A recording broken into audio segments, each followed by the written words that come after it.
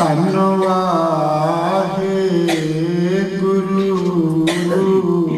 साहिब जी ऐसा प्रभ त्याग अवर कत लागो गुर प्रसाद नानक मन जागो जिन प्रसाद तू प्रगट संसार तिस प्रभ को मूल न मनो विसार जिन प्रसाद तेरा प्रताप रे मन मूड़ तू ताको जाप जिन प्रसाद तेरे कारज पूरे तिसे जान मन सदा हजूरे जिन प्रसाद तू पावी साच रे मन मेरे तू तास्यों राज जिन प्रसाद सबकी गत होए नानक जाप जपै जप सोए जिन प्रसाद सबकी गत होए नानक जाप जपै जप सोए। सन्मानयोग गुरु सुवारी गुरु प्यारी गुरु रूप साध संगत जी बड़े भागे हो आप सतगुरु की रहमत का सदका अमृत वेले की संभाल करके श्री गुरु ग्रंथ साहिब जी की पावन चरण शरण सुशोभित हो के कीर्तन मूलक हीरा की दात सरवण करके मन जीवन का हिस्सा बना के आत्मक आनंद मान रहे सी। श्री सुखमनी साहिब जी की लड़ीवार कथा आप बड़भागी जीवड़े सरवण करते आ रहे हो। छेवीं अष्टपदी दे छेवीं ते सतवें पदे का पाठ असीं सरवण कीता है। सतगुरु पातशाह जी इस छेवें पदे दियां अखीरलियां पंक्तियां दे अंदर अमृत वचन करते ने अवर ऐसा प्रभ त्याग अवर कत लागो गुर प्रसाद नानक मन जागो। ऐ मनुख जिस प्रभु ने इन्नियां तेरे ते रहमतां कीतियां बख्शिशां कीतियां हैं ऐसे महान अकाल पुरख नूं छड्ड के होर तू किथे किथे क्यों जा रही है। गुरु की कृपा लै गुरु गुरु ग्रंथ साहिब है शब्द गुरु है कृपा शब्द गुरु दा ज्ञान है। गुरु प्रसाद गुरु की कृपा गुरु दा ज्ञान लै नानक साहिब आखदे ने मन जागो ते मन दे अंदर सचेत होवो। इसकी कथा गुरबाणी के आधार ते दासरा तुझ बुद्धि अनुसार आप जी दे नाल सांझी करे। इस तो पहला आओ सारे अदब सहत दोए हथ जोड़ सतगुरु पातशाह वालों बख्शी फतेह दे नाल सांझ पाइए। सारे प्यार नाल आखो जी वाहिगुरु जी का खालसा, वाहिगुरु जी की फतेह। जाग ले हो रे मना जाग ले हो, कहाँ गाफिल सोया। जो तन उपजिया संग ही, सो भी संग न हुआ। ए मन तू जाग सुचेत हो। तन ते साडा कई वार जागदा हुंदा है, मन साडा सुता पिया है। सुते मन ते जागे मन की निशानी की है। सुता मन एक प्रभु नूं छड्ड के अनेक अनेक थावां ते भटकदा है। जागदा मन केवल ते केवल एक गुरु उत्ते ही मन दा विश्वास रखदा है। जागे ते सुते मन की निशानी है। सुता मन कर्म कांडा विच फस जाता है, वहमां भरमां विच फस जाता है। जागदा मन वहमां भरमां तो निर्लेप रहिंदा है। कर्म कांडा तो अपने आप नूं नियारा रखदा है। सुता मन दे धारियां दे डेरियां ते भटकदा है। होर पीरां दीयां जगह ते भटकदा है सुता मन। पर जागदा मन ये पीरां ते दे धारियां दे डेरियां ते कदी कदी भी नहीं भटकदा। असी रोज एक अरदास तो बाद दोहरा पढ़ते हाँ कि गुरु पातशाह जी ने एक पंथ चलाया है ते अकाल पुरख की कृपा दे नाल चलाया है। दोहरा असी ये पढ़ते हाँ तभी चलाए पंथ कि गुरु ने डेरे चलाए हैं या पंथ चलाया है। गुरु ने ते कोई डेरा नहीं चलाया, पंथ चलाया है। अज सुते मन वालिया ने डेरे चला ले ते पंथ तो अलग हो गए ने, ते सुते मन वाले पंथ नूं छड्ड के डेरियां ते भटकदे फिरदे ने। सुते मन की निशानी यही है, जागे मन की निशानी यही है। कदे गुरु ग्रंथ ते गुरु पंथ नूं छड्ड के होर पासे जांदे ही नहीं है। ते पंथ गुरु नानक दा चलाया होया है खालसा पंथ। मारिया सिक्का जगत्र विच नानक निर्मल पंथ चलाया। निर्मल दे अर्थ दी खालसा ते खालसा दे अर्थ निर्मल है, जिसके अंदर कोई खोट नहीं है, जिसके अंदर कोई भी होर धर्मां दा रड़ा नहीं है। हमारा झगड़ा रहा न को, पंडित मुल्ला छाटे दो। पंडित मुल्ला जो लिख दिया छाड़ चले, हम कशू न लिया। साडा झगड़ा ही किसी दे नाल। असी ते एक न्यारे पंथ दे पंथी हां। हमारा झगड़ा रहा ना कोई किसी दे नाल, साडा कोई लेना देना है। पंडित मुल्ला छाटे दो ना, असी किसी पंडित दी गल मनदे हां। कबीर ब्राह्मण गुरु है जगत का, भगतन का गुर ना है। अर्घ उर्ज के पच मुआ चारों, वेदो माहे कोई बामण। जगत के लोगों का गुरु हो सकता है।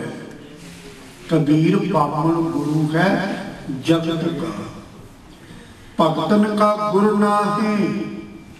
कोई गुरसिखा का गुरु हो ही नहीं सकता।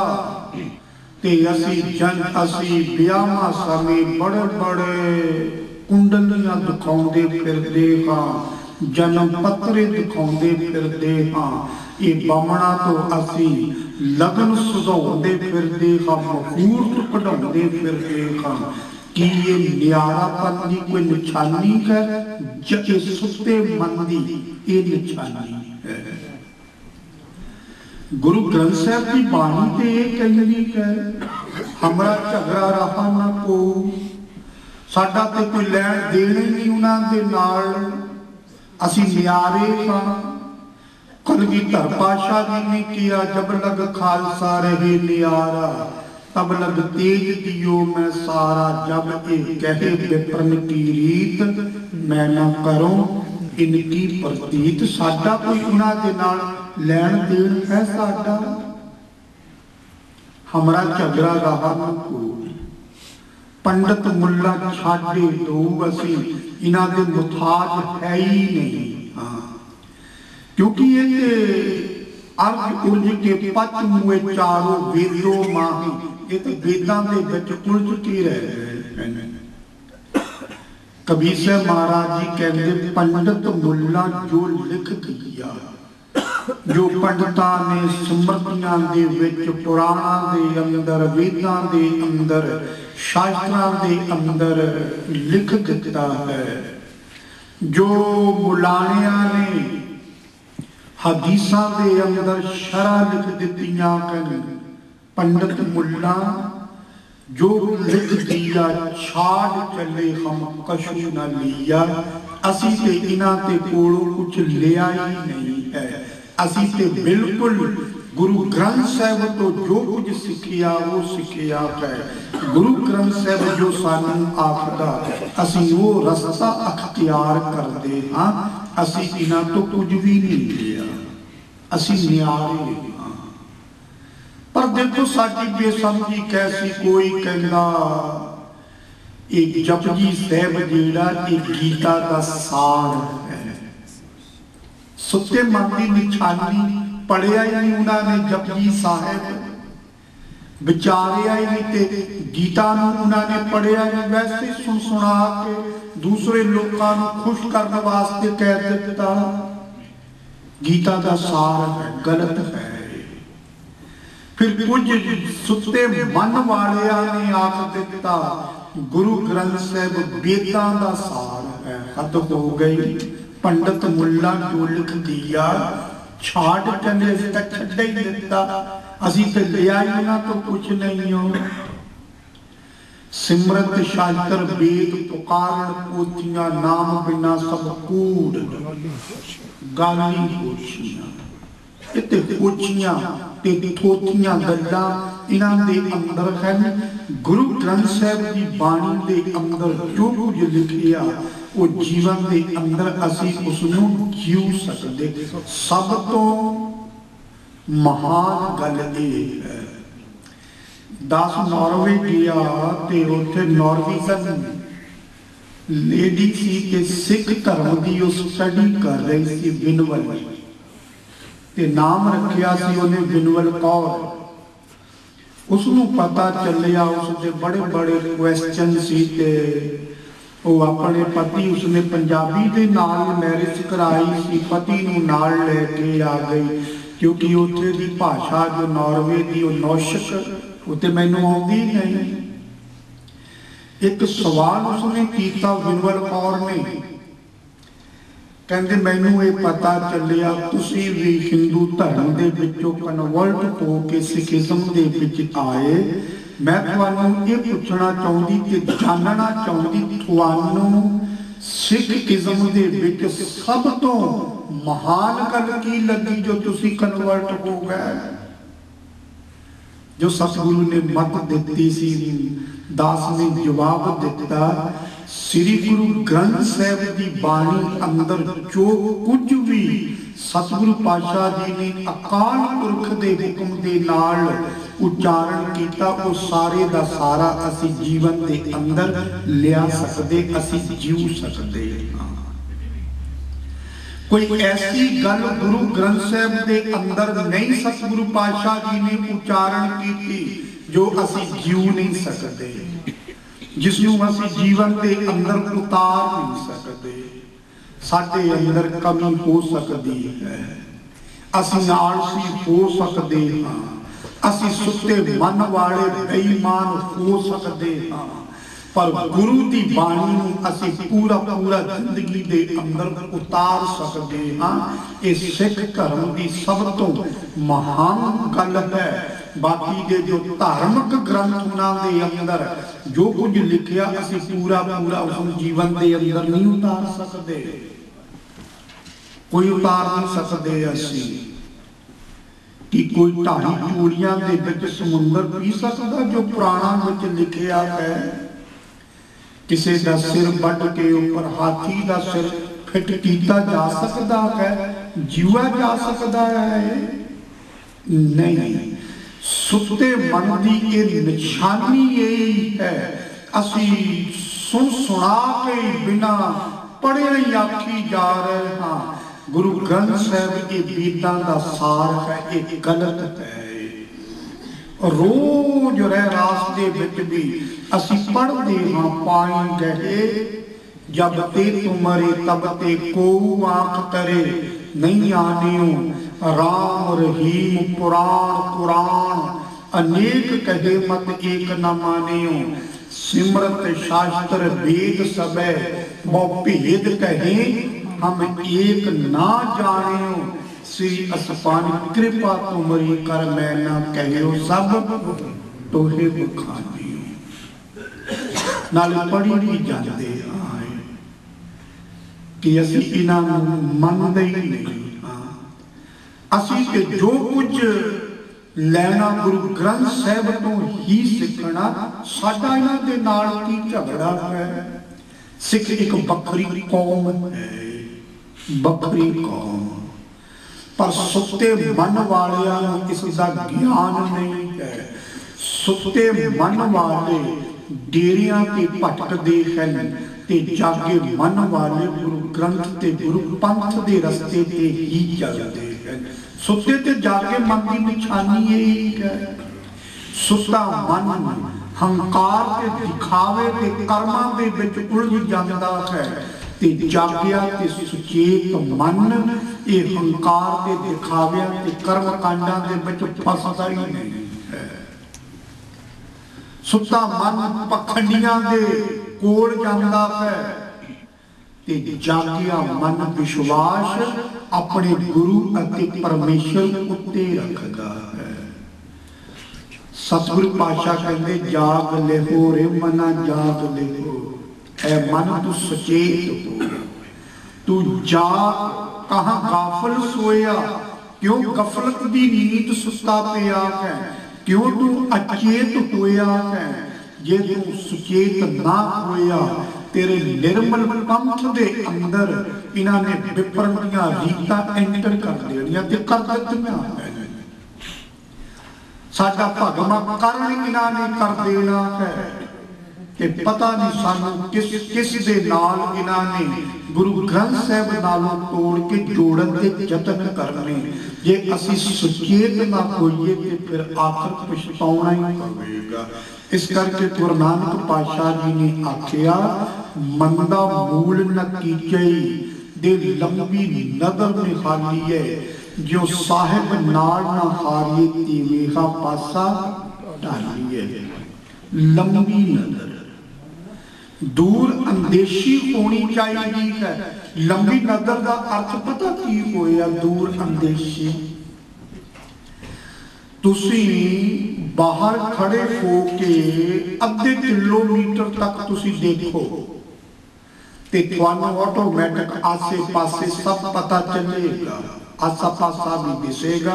जदों तुसी दूर देखोगे आसा पासा सब दिसेगा तुहानू, पर जदों तुसी बिल्कुल नजदीक देखोगे, पैरों की तरफ देखोगे, जब फुट 2 फुट दूर देखोगे तो तुहानू आसा पासा कुछ नहीं दिसेगा। असी दूर अंदेशी गुरबाणी दे नाल होइए ते सानू सब पता चलेगा। साडे निर्मल पंथ दे अंदर कौन कुछ कर रहा है ते असी उस तो सुचेत हो जावांगे। ਅਸੀਂ ਗੁਰਦੁਆਰਿਆਂ ਦੀਆਂ ਲੜਾਈਆਂ ਦੇ ਵਿੱਚ ਉਲਝਾਂਗੇ ਨਹੀਂ, ਅਸੀਂ ਦੂਰ ਅੰਦੇਸ਼ੀ ਬਣਾਂਗੇ ਕਿ ਕਿਵੇਂ ਨਾ ਕਿਵੇਂ ਸਾਡਾ ਇਹ ਧਰਮ ਜਿਹੜਾ ਇਹ ਨਿਰਮਲ ਰਹੇ। ਇਸ ਨਿਰਮਲ ਪੰਥ ਖਾਲਸਾ ਦੇ ਨਾਲ ਸਾਨੂੰ ਜੋੜਿਆ ਹੈ। ਲੰਬੀ ਨਜ਼ਰ ਅੱਜ ਸਿੱਖਾਂ ਦੀ ਨਹੀਂ ਰਹੀ, ਮੈਨੂੰ ਖਿਮਾ ਕਰਦੇ ਹਾਂ। ਸਾਡੀ ਤੇ ਨਜ਼ਰ ਇਹ ਹੀ ਰਹਿੰਦੀ ਹੈ ਗੁਰਦੁਆਰੇ ਅੰਦਰ ਪ੍ਰਧਾਨਗੀ ਕਿਵੇਂ ਮਿਲੇ, ਸੈਕਟਰੀ ਕਿਵੇਂ ਮਿਲੇ, ਜੋ ਇਸ ਵੇਲੇ ਪ੍ਰਧਾਨ ਨੂੰ ਲਾਉਣਾ ਕਿਵੇਂ ਹੈ, ਉਸ ਦੀ ਬਦਨਾਮੀ ਕਿਵੇਂ ਕਰਨੀ ਹੈ, ਖਾਵੇ ਗੁਰਦੁਆਰਿਆਂ ਦੇ ਵਿੱਚੋਂ ਅਸੀਂ ਤੇ ਇਹੀ ਰੌਲਾ ਪਾਈ ਜਾ ਰਹੇ ਹਾਂ। ਬਾਣੀ ਦੀ ਵਿਚਾਰ ਕਦੋਂ ਅਸੀਂ ਕਰਾਂਗੇ? ਦੂਰ ਅੰਦੇਸ਼ੀ ਤੇ ਫਿਰ ਸਾਨੂੰ ਪਛਤਾਉਣਾ ਹੀ ਪਵੇਗਾ। ਸਾਹਿਬ ਸ੍ਰੀ ਗੁਰੂ ਨਾਨਕ ਪਾਤਸ਼ਾਹ ਜੀ ਨੇ ਸੈਦਪੁਰ ਦੇ ਲੋਕਾਂ ਨੂੰ ਆਖਿਆ ਸੀ, ਤੁਸੀਂ ਆਉਣ ਵਾਲੇ ਸਮੇਂ ਬਾਰੇ ਸੁਚੇਤ ਹੋ ਜਾਓ, ਨਹੀਂ ਤੇ ਬਾਬਰ ਨੇ ਸਭ ਕੁਝ ਤਹਿਸ ਨਹਿਸ ਕਰ ਦੇਣਾ ਹੈ। ਨਹੀਂ ਸੀ ਸੁਣਿਆ ਸੈਦਪੁਰ ਵਾਲਿਆਂ ਨੇ। ਸਤਿਗੁਰੂ ਨੇ ਆਖਿਆ ਸੀ, ਅੱਗੋਂ ਦੇ ਜੇ ਚੇਤੀਏ ਤਾਂ ਕਾਇਤ ਮਿਲੇ ਸਜਾਏ, ਸ਼ਾਹ ਸੁਰਤ ਗੁਆਈਆਂ ਰੰਗ ਤਮਾਸ਼ੇ ਚਾਏ, ਬਾਬਰ ਬਾਣੀ ਫਿਰ ਗਈ ਕੋਏ ਨਾ ਰੋਟੀ ਖਾਤੇ ਤੇ ਰੋਟੀ ਵੀ ਨਹੀਂ ਸੁਝੀ ਕੋਏ ਰਾਜਕੁਮਾਰ। ਸ਼ਾਹ ਸੁਰਤ ਗੁਆਈਆਂ ਰੰਗ ਤਮਾਸ਼ੇ ਚਾਏ, ਉਹ ਜਿਹੜੇ ਹਾਕਮ ਸੀ ਸੈਦਪੁਰ ਦੇ, ਉਹਨਾਂ ਨੇ ਤੇ ਆਪਣੀ ਸੁਰਤੀ ਰੰਗ ਤਮਾਸ਼ਿਆਂ ਦੇ ਵਿੱਚ ਗੁਜ਼ਾਰ ਲਈ ਸੀ, ਧਨ ਦੌਲਤ ਦੇ ਵਿੱਚ ਹੀ ਉਲਝੇ ਰਹੇ ਸੀ। ਤੇ ਸਤਿਗੁਰੂ ਨੇ ਆਖਿਆ ਬਾਬਰ ਬਾਣੀ ਫਿਰ ਗਏ। ਜਦੋਂ ਬਾਬਰ ਨੇ ਹਮਲਾ ਕਰ ਦਿੱਤਾ ਤੇ ਫਿਰ ਕੋਈ ਨਾ ਰੋਟੀ ਖਾਏ, ਕਿਸੇ ਨੂੰ ਰੋਟੀ ਵੀ ਨਹੀਂ ਸੁੱਜੀ। ਜੇ ਉਹ ਆਉਣ ਵਾਲੇ ਸਮੇਂ ਬਾਰੇ ਸੁਚੇਤ ਹੁੰਦੇ ਤੇ ਬਾਬਰ ਤੋਂ ਉਹਨਾਂ ਦੀ ਦੁਰਦਸ਼ਾ ਨਾ ਹੁੰਦੀ। ਅੱਜ ਵੀ ਸਾਡੇ ਧਰਮ ਦੇ ਅੰਦਰ ਬੜੇ ਬਾਬਰ ਆ ਰਹੇ ਹਨ, ਬੜੇ ਬਾਬਰ। ਕੋਈ ਕਿਧਰੋਂ ਪਾਪ ਕੀ ਜੰਜ ਲੈ ਕੇ ਆ ਜਾਂਦਾ 84 ਦੇ ਅੰਦਰ, ਕਦੀ ਕਿਧਰੋਂ ਕੋਈ ਪਾਪ ਦੀ ਜੰਜ ਲੈ ਕੇ ਆ ਜਾਂਦਾ ਹੈ। ਤੇ ਸਾਡੀ ਦੁਰਦਸ਼ਾ ਹੁੰਦੀ ਇਸੇ ਕਰਕੇ ਅਸੀਂ ਅੱਗੋਂ ਦੇ ਜੇ ਚੇਤੀਏ ਤਾਂ ਕਾਇਤ ਮਿਲੇ ਸਜਾਏ ਨੂੰ ਅਸੀਂ ਜਾਣਿਆ ਹੀ ਨਹੀਂ। ਸੁਚੇਤ ਸਾਨੂੰ ਪਹਿਲਾਂ ਹੋਣਾ ਪਵੇਗਾ। ਜੇ ਅਸੀਂ ਸੁਚੇਤ ਨਾ ਹੋਈਏ ਤੇ ਸਾਨੂੰ ਭਗਵਾਂ ਭੇਸ ਦੇ ਵਿੱਚ ਲੈ ਆਉਣਗੇ। ਭਾਈ ਗੁਰਦਾਸ ਜੀ ਨੇ ਇੱਕ ਕਵਿਤ ਦੇ ਅੰਦਰ ਉਦਾਹਰਨਾਂ ਦਿੱਤੀਆਂ ਹਨ। ਆਉਣ ਵਾਲੇ ਸਮੇਂ ਬਾਰੇ ਪਹਿਲਾਂ ਸਾਨੂੰ ਸੁਚੇਤ ਹੋਣਾ ਪਵੇਗਾ ਤੇ ਤਿਆਰੀ ਵੀ ਕਰਨੀ ਪਵੇਗੀ। ਜੇ ਸੁਚੇਤ ਨਾ ਹੋਈਏ, ਤਿਆਰੀ ਨਾ ਕੀਤੀ ਤੇ ਜੀਵਨ ਦੇ ਅੰਦਰੋਂ ਸਭ ਕੁਝ ਗੁਆ ਲਵਾਂਗੇ। ਇਸ ਉੱਤੇ ਉਦਾਹਰਨਾਂ ਦਿੱਤੀਆਂ ਭਾਈ ਗੁਰਦਾਸ ਜੀ ਨੇ ਇੱਕ ਕਵਿਤ ਦੇ ਅੰਦਰ। ਪਹਿਲੀ ਉਦਾਹਰਣ ਇਹ ਦਿੱਤੀ, ਕਹਿੰਦੇ ਕਿਸੇ ਘਰ ਦੇ ਵਿੱਚ ਜਾਂ ਫੈਕਟਰੀ ਦੇ ਅੰਦਰ ਅੱਗ ਮੌਜੂਦ ਹੈ ਤੇ ਕਿਸੇ ਵੇਲੇ ਵੀ ਅੱਗ ਲੱਗ ਸਕਦੀ ਹੈ ਤੇ ਉਹ ਅੱਗ ਨੂੰ ਬੁਝਾਉਣ ਵਾਸਤੇ ਪਹਿਲਾਂ ਇੰਤਜ਼ਾਮ ਰੱਖਣਾ ਚਾਹੀਦਾ ਹੈ। ਪਰ ਜੇ ਇੰਤਜ਼ਾਮ ਨਾ ਰੱਖਿਆ ਤੇ ਅਚਨਚੇਤ ਘਰ ਨੂੰ ਅੱਗ ਲੱਗ ਜਾਵੇ, ਫੈਕਟਰੀ ਨੂੰ ਅੱਗ ਲੱਗ ਜਾਵੇ ਤੇ ਉਸ ਵੇਲੇ ਘਰ ਦਾ ਮਾਲਕ ਆਖੇ ਹੁਣ ਮੈਂ ਜਲਦੀ ਨੌਕਰਾਂ ਨੂੰ ਆਖਾਂਗਾ, ਲੋਕਾਂ ਨੂੰ ਜਲਦੀ ਖੂਹ ਪੱਟੋ ਤੇ ਪਾਣੀ ਕੱਢ ਕੇ ਅੱਗ ਬੁਝਾ ਦੇਵੋ। ਕੀ ਹੋ ਸਕਦਾ ਹੈ? ਭਾਈ ਸਾਹਿਬ ਨੇ ਇਹ ਆਖਿਆ ਹੈ, ਜੈਸੇ ਕਰ ਲਾਗੇ ਆਗ ਜਾਗ ਕੂਆ ਕੋਦੀ ਉਚਾ ਕੇ, ਕਾਰਜ ਨਾ ਸਿੱਧ ਹੋਏ ਰੋਏ ਪਛਤਾਈਏ। ਰੋਣਾ ਹੀ ਪੱਲੇ ਪਵੇਗਾ, ਅੱਗ ਬੁਝਾਉਣ ਦੇ ਵਿੱਚ ਸਫਲ ਨਹੀਂ ਹੋ ਸਕਾਂਗੇ ਕਦੀ ਵੀ।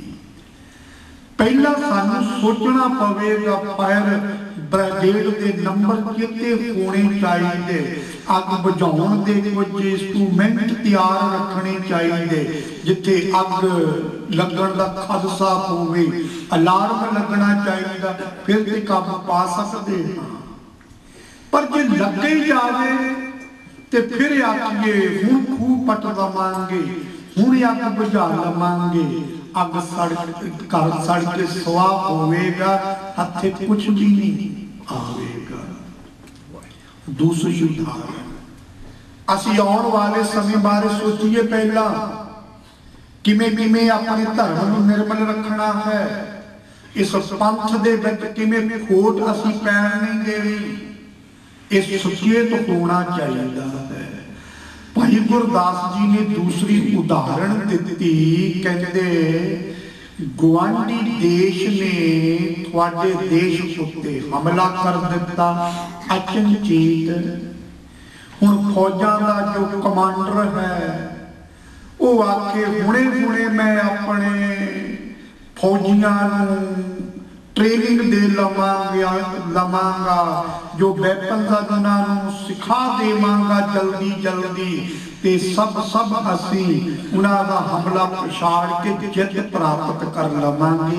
हो सकता है उस वेले ही ट्रेनिंग दी जाए, हमला हो चुका होवे तां कभी भी जित प्राप्त नहीं हो सकती, शिकस्त खा जाएगा वो कमांडर जिसने पहला ट्रेनिंग ही नहीं दी। भाई गुरदास जी दे ये बचन ने, जैसे तो संग्राम समय सीखियो चाहे वीर विद्या, अन्यथा उद्यम जैत पदवी ना पाइए। अनर्थ व्यर्थ उद्यम होवेगा, हमला होण ते जेकर असी नवे नवे हथियारां की ट्रेनिंग अपने फौजी जवानां नूं दे के आखांगे, हमले नूं पछाड़ देवांगे, अन्यथा उद्यम व्यर्थ होवेगा। जैत पदवी ना पाई, जित सकांगे नहीं कदे भी, हार साडे पल्ले पै जावेगी। जेकर जितना है ते गुआंढी देश जो कुछ भी वो कर रहा उसते निगरानी रखनी पवेगी। जे वो एटॉमिक बम तैयार करता ते उसके मुकाबले वास्ते तुहानू भी ऐसियां मिसाइलां तैयार करनियां पैणगियां, नहीं तो कारगिल वर्गे साथे वरतते ही रह जाणगे, जित पल्ले पवेगी नहीं साडे। पहला सुचेत होना पवेगा। अज अंदरूनी हमले घट, बाहरी हमले ज्यादा अज हो रहे हैं। कोई प्रवीण तोगड़िया जैसा तरशूल बंडण की गल कर रहा है, ते कोई इस धर्म के अंदर कहता है, गुरु ग्रंथ साहिब के अंदर राम इतनी बार आया है, असी तुहाडा सेतु पुल ढहण नहीं देना। ओंकार सिंह थापर मैं आप सुनिया यूट्यूब उत्ते राम की व्याख्या कर रहा, वो दशरथ के पुत्र को कही जा रहा है, सिख इसकी पुजारी है, ये कह रहा सब सुखदाता राम है, ये कह रहा है। इन्हां दा हमला पछाड़न वास्ते सानू भी सुचेत होना पवेगा। साडे कोल गुरबाणी की विचार दे हथियार होने चाहिए, साडे विद्वान होने चाहिए जो इन्हां दे हमलियां दा जवाब दे सकण। बदकिस्मती ते साडी असीं ते अपने जो फौजी कमांडर विद्वान उन्हां नूं पंथ चों छेक रहे हां, ते हमला किवें पिछाड़ांगे, मुकाबला कित्थों करांगे। जिन्हां ने भी पंथ नूं निर्मल रखण दी कोशिश कीती, ते जिन्हां ने भी खालसा पंथ नूं खालस रखण वास्ते बड़े उद्यम कीते, उन्हां नूं पंथ दे विचों छेक दिता गया। सरदार गुरबख्श सिंह काला फगाना जिसने विप्रन दीआं रीतां नूं उघेड़िया है, पंथ चों छेक दिता। प्रोफेसर दर्शन सिंह जिन्हां ने 84 के वेले लोकां नूं जगा दिता सी, सुचेत कीता सी, जेल दे अंदर भी गए सी, पंथ दे विचों छेक दिता। कोई है उन्हां दे मुकाबले ते विद्वान इन्हां दे कोल? जेकर सरदार इंदर सिंह ढक्का जी ने एने सुंदर विचारां दीआं 15-16 किताबां लिख दित्तियां, पाबंदी ला दित्ती उसे उत्ते, इसनूं बोलण ना दिता जावे स्टेजां दे उत्ते। जेकर प्रोफैसर सरबजीत सिंह जी धुंदा उन्होंने जेकर सच की गल आखी है तो उत्थे हुक्म फतवे जारी हो गए, इन्होंने बोलन ना दिता जावे जी। जेकर अज स्पोक्समैन जो पंजाब के अंदर सच की आवाज नूं बुलंद करता है, सरदार जोगिंदर सिंह उसनूं भी पंथ दे विचों छेक दिता सी। कदी जदों भाई गुरमुख सिंह ने ये पंथ नूं निर्मल रखण दे यतन कीते सी, वो भाई गुरमुख सिंह नूं भी पंथ चों उस वेले दे अकाल तखत दे ना समझ पुजारियां ने छेक दिता सी। ते 100 साल बाद जदों भाई गुरमुख सिंह जी चढ़ाई कर गए, पंथ च शामिल कर लिया इन्होंने। ये ते साडे पंथ की हालत है। असी किवें उन्हां दे मुकाबले नूं पछाड़ांगे जदों असी अपने विद्वानां नूं भी असी डैमेज कर रहे हां। आप भाई गुरदास जी तीसरी उदाहरण दिंदे संखेप दे विच कहा मैं, कहंदे किसे मंजिल ते पहुंचना होवे ते रात नूं सौण वेले तैयारी पहला करनी चाहिए, पर कोई आलसी होवे तैयारी ना रखे, बाकी सारे तड़के उठ के चले जान ते आलसी बंदे बाद विच तैयारी करके आखण हुण उन्हां दे नाल रल जावांगे, कदी नहीं रलणगे। भाई साहब कहंदे जैसे निस सोवत संगाती उठ चले जात, पाछे भूर भई भार बांध चले कत जाए। सुचेत ते तड़के उठ के चले जाते जिन्हों ने तैयारी पहला की, पर पिछों जदों समा बीत जाता सूरज सिर ते आ गया, फिर वो अपना समान ही लभदे रह जाते हैं, कित्थे रहणगे हो। ये 3 दलीलां दे के भाई साहब कहते हैं, तैसे माया तंद अंध अवध बिहाए गई, अंत काल कैसे हर नाम चित लाइए। सारी उम्र ते बता दी माया के धंधियां दे विच, जंजालां दे विच, ते कहंदे फिर अखीर दे विच कोई गल नहीं, बड़ी उम्र पई है, अखीर दे विच कोई वाहिगुरू वाहिगुरू करके असी सब कुछ ठीक कर लवांगे। फिर सुरत नहीं जुड़नी जेकर उसकी तैयारी बचपन ते जवानी विच ना करिए असी।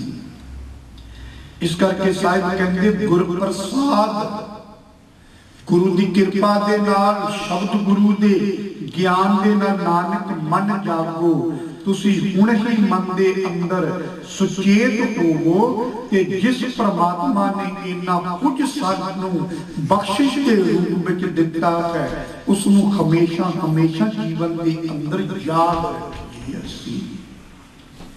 ये गुरु की कृपा दे संबंध में ही सतगुरु पातशाह जी ने ये वचन कहे।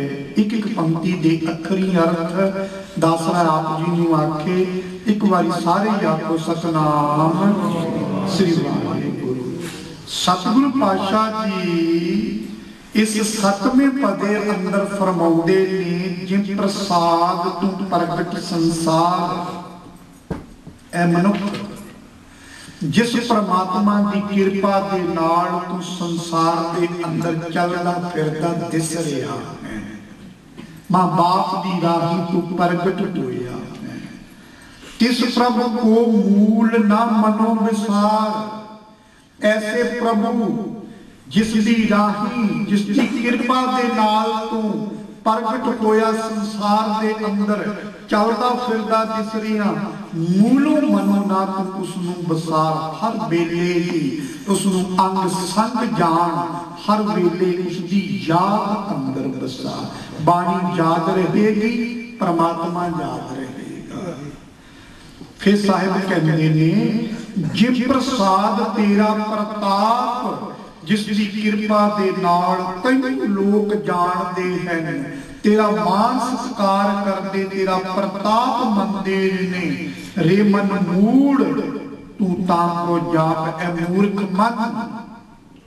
उस परमात्मा नू हमेशा हमेशा मन दे अंदर तू वसाई रख, उसका जाप कर भाव जो परमात्मा गुरबाणी विच कहता उसनूं अपने जीवन का आधार बनाना है। जे प्रसाद ते कारज पूरे, जिस प्रभु की कृपा, जिस प्रभु गुरबाणी के ज्ञान दे नाल तू अपने जीवन के कारज पूरे करता है, तिसे जान मन सदा हजूरे। ए मन उसनूं सदा निकट जान, उसनूं दूर ना समझ, उसनूं अंग संग जान, उसनूं अंग संग जानेगा उसनूं ते कुकर्म करन तो अपने मन नूं तू पिछे कर लवेगा। जदों तुहानूं ये होवे मैनूं कोई नहीं देखदा, बस उसे वेले तुसीं गलत करदे हो। जदों तुहानूं ये पता होवे मैनूं कोई देख रहा है, उदों तुसीं गलत काम करन तो संकोच करदे जांदे हो। तुसीं हर वेले ये सोचो परमात्मा अंग संग सदा सानूं देख रहा, सानूं अंदरों देख रहा है, ते तुसीं माड़े कर्म करन तो रुक जाओगे। फिर मेरे साहिब कहते जी प्रसाद तुम पावी साच, जिस परमात्मा की कृपा गुरबाणी दे नाल तू सच कहण दी हिम्मत रखदा है, सच नूं जीवन का आधार बनाउंदा है, सच दे रस्ते ते चलदा है। रे मन मेरे तू तासियों राज, ऐ मेरे मन तू ओदे नाल रच विच, ओदे विच तू लीन हो, ओदे विच तू समा जा, ओदी बाणी दे अंदर तू अपने आप नूं व्यापक करना, ओदे विच अपने आप नूं तू संभालै। जे प्रसाद सब की कत होए, जे दी कृपा दे नाल तेरे ज्ञान इंद्रियां दी पहुंच हो रही, गत पहुंच हो रही है गुरबाणी तक। नानक जाप जपे जप सोए, उस परमात्मा दा जाप, उस परमात्मा दी बाणी नूं जीवन के अंदर बसाउणा साडा बुनियादी फर्ज बनदा है। अठवां ते अखीरला पदा सतगुरु पातशाह जी ने निम्रता बड़ी सिखाई है।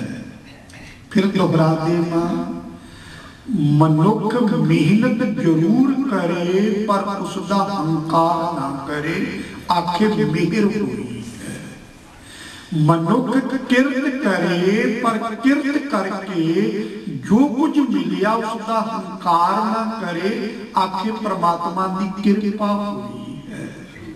प्रयास करे, जो प्रयास को मिलता उसका अहंकार ना करे, आखे परमात्मा के प्रसाद दे नाल मिलिया है। निम्रता रखे ते निम्रता दे विच रह के ही मनुख धर्म के रस्ते ते चलदा। हुण सतगुरु पातशाह जी बड़ी निम्रता दे विच ये आख रहे, सिखा रहे हैं सानूं कि असीं भी ऐसा आखीए। फरमान कर दे आप जपाए जपे सो नाम, परमात्मा आप जपाउंदा है तां जपदे हां, आप गवाए सो हर गुण गाओ। वो आप अपने गुण साडे तो गवाउंदा है तां असीं गाउंदे हां, आप को कथा करवाउंदा तां कथा करदे हां। नहीं तां साडी की पाया कुछ कह सकीए, एक लफ्ज भी नहीं कह सकदे। एक निम्रता जीवन के अंदर आवे। फिर मेरे साहिब कहते प्रभु कृपा ते कोई प्रगास, प्रभु की कृपा के नाल ही अंदर थोड़े चानना हुंदा है, मैं की करना है ते की नहीं करना। प्रभु की कृपा के नाल ही ये चानना हुंदा। प्रभु दया ते कमल विगास, प्रभु की कृपा गुरबाणी की कृपा के नाल ही साडे हिरदे दा कमल जिहड़ा वो खिड़ जाता है, आनंद विच आ जाता है। फिर मेरे साहिब कहते प्रभु सो प्रसन्न बसे मन सोए, प्रभु दया ते मत उत्तम होए। जदों प्रभु प्रसन्न हो जावे फिर साडा मन भी प्रसन्न हो जाता है, वो मन के अंदर प्रगट हो जाता है। प्रभु दया ते मत उत्तम होए, गुरु की कृपा नाल, बाणी की कृपा दे नाल ही साडी मत जेड़ी, साडी समझ जेड़ी है वो उत्तम उच्ची बनती है। जे गुरबाणी की कृपा नहीं, गुरबाणी ते साडे जीवन के अंदर अर्थ नहीं वसे, साडी अकल जेड़ी है वो उच्ची कदी हो ही नहीं सकती। ये उच्ची अकल ना होण करके ही अज दे जेड़े साडे उच्चे औहदियां ते पुजारी बैठे हैं वो विद्वानां नूं बर्दाश्त नहीं करते हो, क्योंकि उन्हां दी मत थल्ले है ते विद्वानां दी गल उन्हां दे सिरों तो दी लंघ जाती है। मेरे साहिब आखदे ने सर्व निधान प्रभ तेरी मैया, हे अकाल पुरख जी तेरी कृपा दे नाल ये गुणां दे खजाने बाणी दी विचार तो सानू मिल जाते ने। आपो कशु न किन्हू लैया, कोई अपनी सियाणप ते चलाकी दे नाल ये सर्व निधान परमात्मा दे गुण अपनी चलाकी दे नाल नहीं कोई लै सकदा। हुण सतगुरु पातशाह जी अखीरलियां पंक्तियां दे अंदर होर निम्रता दे नाल आखदे ने, जित जित लाभो तित जित जित लाभो तित लगे हर नाथ। हे प्रभु तेरे हुक्म तेरे नियम जो तू लौ बनाए हैं दृष्टि सृष्टि दे अंदर, उस नियम दे अनुसार ही जिथे जिथे जीवां नूं तू लाउंदा उत्थे वो लगे हुए ते तेरे जीव बाणी पढ़ते ते तू उन्होंने संगत के अंदर लादा। परमात्मा के नियमां अनुसार है ये सारा, नियम तो बाहर कुछ भी नहीं हो रहा। नानक इनके कशु ना हाथ, नियम तो बाहर जाके ये कुछ भी नहीं कर सकता। इसके हाथ है ही को कुछ नहीं है तेरे नियम को उल्टा सके। तेरे निज़म के अंदर ही है प्रभु जो कुछ है ये मनुख के हाथ बस कुछ नहीं है कि ये सूरज इस दिशा को हटा के दूसरी दिशा वालों कर दे, ये इसके हाथ नहीं है। सतगुरु पातशाह जी ने अज के पावन वचनां के अंदर साडे उत्ते एक कृपा की है ते सानू सुचेत किया है कि आउण वाले समय बारे सानू पहला ही गुरबाणी की विचार के नाल सुचेत होना चाहिए, ताकि साडे निर्मल पंथ के अंदर कोई खोट ना पा देवे। गुरु कृपा करन ऐसी विचार साडे जीवन का आधार बने, ताकि साडा सारियां दा ये लोग सुखीए परलोक सुहेले, नानक हर प्रभाते मेले, इस दियां दातां बरकतां मिलन। कथा करदियां होइयां भुल्लां दी खिमा, अंत सारे सिसा दिंदे होए गुरु फतेह दा सांझ मनाओ जी। वाहिगुरू जी का खालसा, वाहिगुरू जी की फतेह।